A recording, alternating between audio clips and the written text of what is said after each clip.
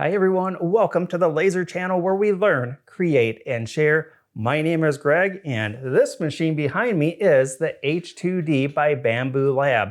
It's a combination 3D printer and laser engraver, and it has been running great. And to keep it running great, I'm going to be sharing my simple 3-step maintenance plan to keep this machine running in tip-top shape.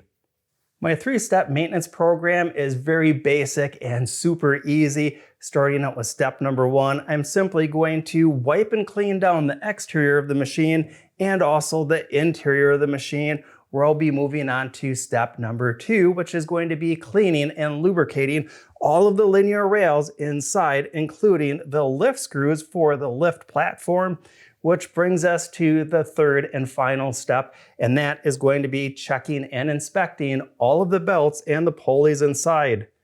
This also relates to step number 1. While I'm doing all of this, I'm going to be checking for any belt dust accumulation or bearing dust. That bearing dust is usually going to look like a metallic silver dust or a brown rusty color dust. And if I can catch that early enough, I can replace just that one component before it spreads its problem throughout the machine, making a mess and a lot more parts to purchase and replace on the machine. In most cases, this is all I'm going to need to complete the simple 3-step maintenance plan. I can always go and reference the quick start manual for the machine. Near the back, they do have regular maintenance that has some general things to check. They also have a scannable QR code that goes more in depth, and there is a link below that. I'll see if I can't put that in the video description. The first thing that I would check out would be the toolbox that comes with the machine. Specifically, there is some lubricant grease and oil that comes with the machine. We are going to talk about that in just a second.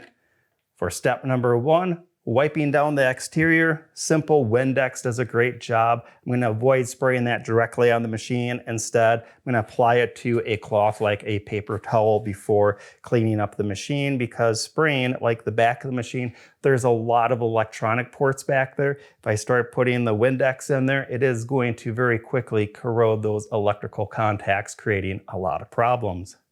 When I move to the interior, because I have been laser engraving and that process produces smoke residue that kind of sticks to everything, the best thing that I have found that breaks that down very quickly is LA's Totally Awesome. And best of all, this can be found at the Dollar Tree and Walmart, and this stuff is really inexpensive and it works really great. Once again, we're not going to spray directly on the machine on the interior. We're going to be putting it on something like a paper towel to wipe down the machine, because there's a lot of sensitive stuff on the inside of the H2D and basically any 3D printer. When it comes to cleaning and relubricating the linear rails and the lift screws, I use denatured alcohol. This does a phenomenal job of not only cleaning any smoke residue that might be on that, but it's also going to clean up the old lubricant that is on the linear rails for that. And once again, I'm going to apply that to a paper towel. Make sure that all of that is nice and clean before applying new lubrication, whether it's grease for the lift screws or oil on the linear rails. I've got 2 hot tips before we get rolling here. Number 1 is safety. We're going to be doing all the maintenance with power off on the machine, and what better way to guarantee that power is off than to simply remove the power cable from the machine. Tip number 2 is going to be the build platter for the 3D printer. We are going to be handling lubricants and grease later on in this video, and to avoid any of that getting on the build platter, I simply remove it out of the machine. So that must mean I have the laser engraver platter in the machine. I'm going to simply remove that too, because it doesn't need to be in there and it's going to be easier to clean the machine. Step number 1, cleaning and wiping down the machine. For the exterior, I don't think I need to show you wiping down the machine with a paper towel. The interior of the machine, I'm going to point out a couple spots that typically have some buildup of that smoke residue from the laser engraving process. Again, I like to use LA's Totally Awesome. This stuff just melts away that smoke residue. Of course, we're going to be spraying that onto a paper towel, and the key areas of that smoke residue are typically going to be on the door, the side windows of the machine, and areas around the laser engraver itself. The wipe down and cleanup continues with the laser bed. I can remove all of these blades and clean them up with LA's Totally Awesome. That's also going to give me full access to the bottom of this laser tray, making it super easy to clean. The last thing I like to do on the clean and wipe down is completely remove the laser module. I'm going to take a look at the bottom here and remove the air assist nozzle. This is going to give me full access to the protective laser lens. If I catch the light just right, we'll see it's right there, a nice gold color. I'm going to check to make sure that this is free from any cracks or black pitting or discoloration. If it does have some smoke residue on it, I can remove this protective lens and soak it in some denatured alcohol overnight before reinstalling it. If it is damaged or cracked, the laser module does come with a spare protective lens that I can install. On to step number 2, we're going to clean and lubricate all the linear rails inside of the machine. I have a paper towel with some denatured alcohol on it, and as you might expect, I'm going to wipe down all the linear rails, including the guide rods and the threaded rods for the lift platform. Once all of that's cleaned up, I'm going to use the lubricating oil for the linear rails here, here, and also the round guide rods for the lift platform.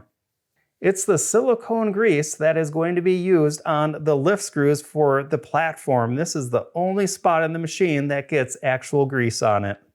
And if you use up or lose the lubrication that comes with the machine, again, my recommendation is to use silicone grease and silicone oil. We're at step number 3 already. We're going to inspect the belts and make any adjustments or belt tension adjustments if needed. I always like to inspect all the belts for any cracking or fraying. This also is a good time to check for any dust that is by any of the bearings, whether it's a metallic dust or a brown rusty color dust. Removing the top cover gives me great access to checking out the belts, and I also like to check out the motors that are in the back of the machine. If there are any belt tensions that need to be adjusted, I do highly recommend checking out the online manual for the H2D for the recommended procedure.